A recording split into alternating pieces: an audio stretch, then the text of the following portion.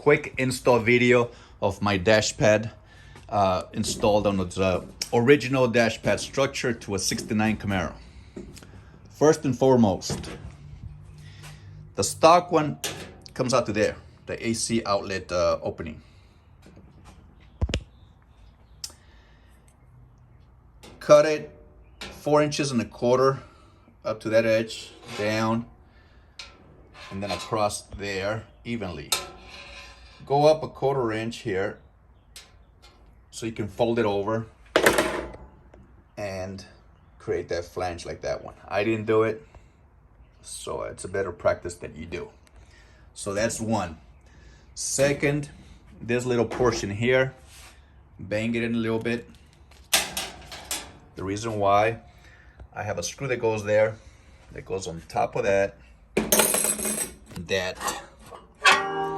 may need a clearance for that stud there. I mean that stud, that well nut. I'm using smaller ones now and shorter, so you shouldn't need it. But if you do, then you know what to do. Just bang it slightly, not a lot. Probably, like I said, you might not even have to. So that's 1, 2. Now the studs, these guys, you are gonna install them.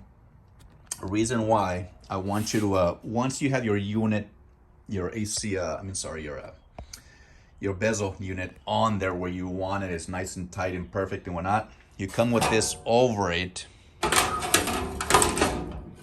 Install these 2 screws first, that one and that one. That should set you up where this is gonna line up. Once you have everything where you want it, everything's nice and firm around the edges and whatnot. 1, 2, you can tighten those up a little bit. That'll give you a location for that. Once you have that, then you can mark them. Reason why I don't install the studs. You can mark your hose and you're good to go. Now, another thing that is very, very important, do not, the holes that you marked, make sure the studs are 1/4 inch. Drill them out at least 1/2 inch. I would do 5/8 just to play it safe.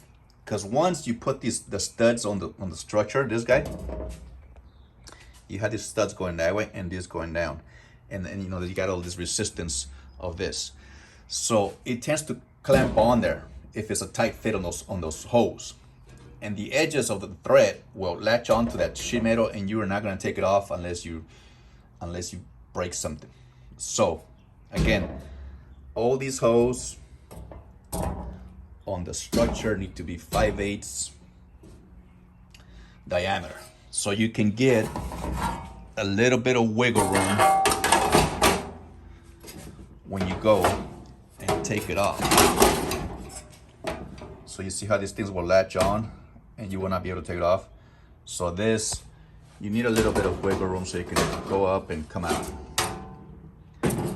So that's that. Now the way you install these studs is very simple. I have these guys here. So you see that one's not on and that one is on completely. And you can see it's a nice fit. And what happens with that guy, I use a 1/4 inch socket that wraps around the diameter really nice and tight. So when you hit it from the top, you get a nice firm perimeter resistance, I guess, so you can get a nice fit. So this is how I do it. Put it in there. Anything with a 1/4 inch hole would do, as long as it's nice and tight. And then just come in here and bang it with a hammer. You're good to go on those studs. So I think that's about it. Your studs. I'm gonna give you the part number that you need for these. Other than that, it's a pretty standard fit. This is just quick tips and tricks on how to install it and get the best result.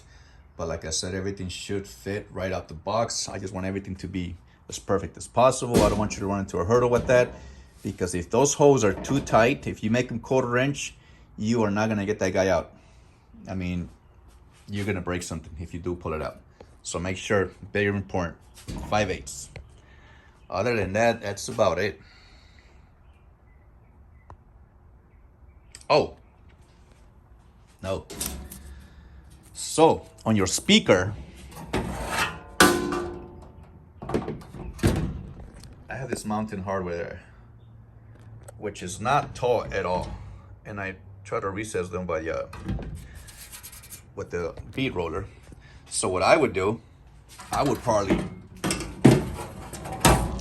mark them. I'm gonna send you a template. I will mark them where each bolt is or each screw is located, and I will probably just drill it out so you have a place where it'll recess. If you're running 1/8 padding, you'll be fine. You won't need it. I just don't want that thing to be hidden here. Like I said, run a hole in there in each one. I think it's 6 of them, 2 here, 2 there, and 1 on the other side. Just run a hole for the screw to recess into. Again, just the quick tips on how to install this thing.